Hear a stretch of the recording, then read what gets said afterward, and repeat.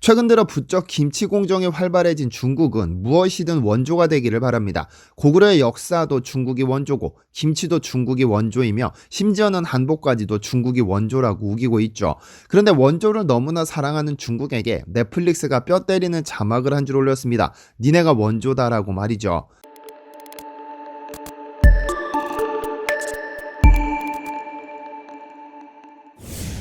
안녕하세요, 디스멘터리입니다. 지난 3월 초 한국에서는 중국에서 건너온 영상에 경악을 금치 못했습니다. 땅을 깊게 파 만든 구덩이에서는 김치가 대량으로 절여지고 있었습니다. 그런데 그 안에서 절여진 배추를 옮겨 담는 남성이 포착됐고 남성은 민망하게도 알몸이었습니다. 눈에 보이는 것은 상반신이었지만 어쩌면 중국이라면 하의도 알몸이었을지도 모르는 일입니다. 그 남성은 절여진 배추를 굴삭기로 옮겨 담았고 더 충격적인 건 수질이었습니다. 배추를 절인 물인지 흙을 절인 물인지 알 수 없을 정도로 탁했고 그 배추를 옮기는 굴삭기 바가지는 소금에 닿은 지 몇 년이 지난 것인지 녹이 슬어 차마 눈 뜨고 볼 수 없는 모습이었습니다. 이 영상을 본 누리꾼들은 다시는 중국산 김치를 못 먹겠다며 역겨워했고 이 영상이 공개된 후 한국에서는 식당마다 중국산 김치냐 국산 김치냐를 묻는 손님이 부쩍 늘었다고 하죠. 그런데 최근 중국과 한국 사이에는 이 김치를 두고 원조 논란이 일고 있습니다. 사실 논란이라고 볼 수도 없는 것이 중국이 억지로 떼를 쓰고 있는 사실을 누구나 알고 있습니다. 단지 13억 인구를 자랑하는 중국 네티즌들이 많아 논란을 일으키자면 얼마든지 일으킬 수 있을 뿐인 것이죠. 중국 유튜버는 김치 담그는 모습을 업로드해 김치를 중국 음식이라고 소개하기도 하고 중국 유엔 대사는 트위터에 김치를 담그는 모습을 공개하기도 하고 중국은 중국의 파워차이가 국제표준을 획득했다며 대대적으로 홍보하기도 했습니다. 어떻게 해서든 원조 논란을 일으켜 김치를 중국 음식으로 편입시키려는 것이죠. 그런데 얼마 전 넷플릭스가 이렇게 원조를 좋아하는 중국에게 팩트 폭격을 날리는 자막을 한 줄 올렸습니다. 넷플릭스는 지난 3월 초 자체 제작한 F1 본능의 질주라는 오리지널 시리즈를 공개했습니다. 이 시리즈는 넷플릭스와 세계적인 자동차 경주대회 포뮬러1과 협력해 제작됐는데 시즌3의 1화에서는 전염병의 진원지는 우한입니다라는 내용이 그대로 등장합니다. 2020년 코로나가 창궐한 상황을 설명하는 장면에서 라디오에서 흘러나오는 내용을 여과 없이 그대로 송출한 것이죠. 이 사실이 알려지자 네티즌들은 상당히 통쾌하다는 반응이었는데요. 그런데 이런 자막은 어쩌면 넷플릭스라서 가능했는지도 모릅니다. 왜냐하면 중국은 국가 통제하에 넷플릭스를 시청할 수 없으니까요. 현재 넷플릭스는 전 세계 190개 국가에서 시청할 수 있는데 단 4개 국가에서는 불가능합니다. 바로 중국, 북한, 크림반도, 그리고 시리아죠. 지난 2019년 연말부터 창궐하기 시작한 코로나 환자가 처음으로 발견된 곳은 중국의 우한입니다. 그런데 중국은 이 말을 너무나 싫어했습니다. 많은 국가가 중국이 코로나 원조라고 주장했다가 무역보복을 당하기도 했죠. 대표적으로 호주가 그렇습니다. 현재도 진행 중인 호주와 중국의 치킨 게임은 딱 1년 전부터 시작됐습니다. 지난 2020년 4월 호주의 스콧 모리슨 총리는 전 세계에 대고 코로나 바이러스 감염증 발원지에 대한 국제조사를 하자고 요구했는데 이때부터 중국은 강한 분노를 표출했습니다. 그러다 5월 18일 WHO 총회에서 194개 회원국은 반대 의견 없이 이를 통과시켰는데 그때부터 중국의 보복이 시작됩니다. 중국은 바로 이튿날 호주산 보리에 반덤핑 관세를 부과한다고 발표했습니다. 원래 6.9%였던 보리에 반덤핑 관세 73.6%를 5년 동안 부과하겠다고 발표했죠.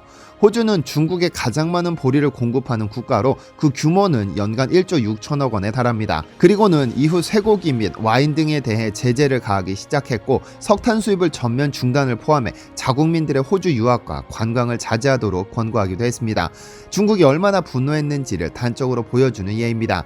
이렇듯 중국을 코로나의 진원지로 몰아가는 국가에게는 잔인할이 많지 강력한 보복 조치를 취하고 있는 상황에서 어쩌면 넷플릭스의 이러한 자막은 중국에게 엄청난 스트레스가 될 수도 있습니다. 왜냐면 외국 대통령의 말 한마디보다 넷플릭스는 더 많은 개인들에게 도달할 수 있으니까요.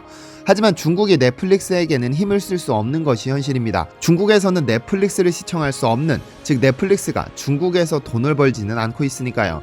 중국의 가장 큰 힘은 13억에 이르는 인구가 가지는 구매력 때문이며 중국은 이를 무기로 상대방 국가든 기업이든 마음대로 주무르고 있죠. 세계 최고 부자라는 테슬라의 일론 머스크가 어쩔 수 없이 중국 정부와 시진핑을 칭송할 수밖에 없는 이유이기도 합니다.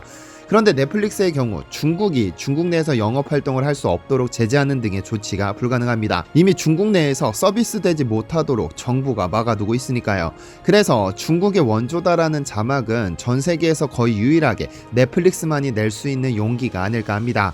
그런데 중국의 김치 공정은 아무리 생각해도 어이가 없는데요. 이 김치 공정이 노골적으로 시작된 건 지난 2020년 11월 29일입니다. 중국의 환구시보는 중국식 김치가 국제표준화기구 ISO의 국제표준으로 인정받았다는 기사를 보도했는데요. 지금까지 김치 종주국이라던 한국 없이 중국이 주도적으로 획득한 성과라면서 자화자찬하기 바빴는데요. 그러면서 한국에게는 굴욕일 것이라는 말도 빼놓지 않았습니다. 환구시보의 기사를 보면 누구라도 중국이 본인들의 고유 음식 김치를 국제 표준으로 인정받은 것처럼 느끼도록 썼습니다. 이때부터 김치 종주국 논쟁이 시작됐는데요. 한국에서는 한국 고유의 음식이라고 주장하는 것조차 어색하다고 느껴질 만큼 너무나 당연한 사실이지만 중국 측이 인구수를 앞세워 논란을 일으키자 전 세계 언론들의 관련 보도가 이어졌습니다. 영국 BBC는 중국의 파오차이와 한국의 김치는 전혀 다르다면서 한국식 김장을 만드는 이 의식은 유네스코가 세계 무형문화유산으로 지정했다고 팩트체크도 빼놓지 않았습니다. 그리고 이 논란의 시작이 된 ISO 공식 문서가 공개됐습니다. ISO는 파오차이를 국제표준으로 인정하는 공식 문서에 중국이 인증받은 파오차이의 식품 규격은 김치에는 적용되지 않는다고 명백히 선을 그었죠. 왜냐면 이미 한국이 김치 종주국이라는 사실은 2001년에 인정됐으니까요. 지난 2001년 9월 11일 미국 워싱턴에서 열린 제20차 국제 코덱스 가공권체류 분과회의에서 김치는 코덱스 인증, 즉 공산품에 적용되는 국제표준기구 ISO 인증처럼 농수산 가공식품 분야에서 국제 유통기준으로 인정됐습니다. 공식 영문명까지 김치로 정해졌죠. 당시 일본은 한국과 김치의 코덱스 인증을 두고 치열한 경쟁을 벌였지만 코덱스가 한국의 김치를 국제표준으로 인정하면서 종주국 논란도 종식됐는데요. 이렇게 중국의 노골적인 김치 공정이 진행되는 이유는 김치가 가진 잠재력과 상품성 때문입니다. 지난 2006년 미국의 건강 전문 잡지 헬스는 세계 5대 건강식품을 발표합니다. 아무래도 미국이라는 국가가 가지는 상징성 그리고 세계에서 가장 권위 있는 건강 잡지라는 특성상 김치는 순식간에 전 세계인들에게 건강식품으로 큰 인기를 끌게 됩니다. 김치는 발효가 일어났을 때 유산균이 증식하는데 푹익은 김치 1g을 기준으로 최대 1억 개의 유산균이 있습니다. 그 종류도 알려진 것만 무려 200종이 넘는다고 하죠. 그러니까 김치 1g을 먹으면 유산균을 1억 개 먹는 것과 같은 효과입니다. 따라서 이런 덕분에 김치는 천연 항암제라고도 불리는데 유산균이 장 속에 유익한 균들이 활발하게 활동할 수 있도록 도와주기 때문입니다. 또한 암세포 생성을 억제하는 균들도 포함되어 있다고 하죠. 이렇게 건강식품으로 인기가 높아지던 김치는 2020년 코로나와 함께 엄청난 홍보 효과를 누렸는데요. 프랑스 몽펠리에 대학교 폐의학과 장부스케 교수는 코로나19 사망자 수와 국가별 식습관 차이 간 상관관계 연구를 통해 김치의 우수성에 대해 직접 인정하기도 했습니다. 그의 연구 결과는 영국의 덧선에 보도되며 전 세계에 타전되기도 했죠. 그는 절인 배추의 고춧가루, 마늘 등이 만난 후 함께 발효되는 과정에서 생성된 단백질이 인체 면역세포 조절을 통해 코로나 바이러스를 이겨낼 수 있도록 한다고 설명했습니다. 이런 보도가 나간 이후 영국과 미국에서 김치는 소위 대박 상품이 되었습니다. 영국에서는 2020년 11월에 김치 판매량이 무려 8배나 증가한 것이죠. 이런 김치의 인기가 이어지자 영국 현지 매체들은 앞다퉈 김치의 효능과 요리법을 소개해 시너지 효과를 냈습니다. BBC의 경우 직접 김치를 담그는 방법을 소개해 홈페이지에 게시하기도 했고 더 타임즈는 봉쇄 기간 동안 기자들이 김치를 만들어 먹었다는 이야기를 공유했죠. 가디언은 기사를 통해 김치전 요리법을 자세하게 소개했고 데일리메일은 다소 생소한 김치 샌드위치를 등장시키기도 했습니다. 미국에서의 김치 판매량 증가는 가히 기적적입니다. 2020년 2월 기준 미국 내 김치 판매량은 무려 952%나 증가했죠.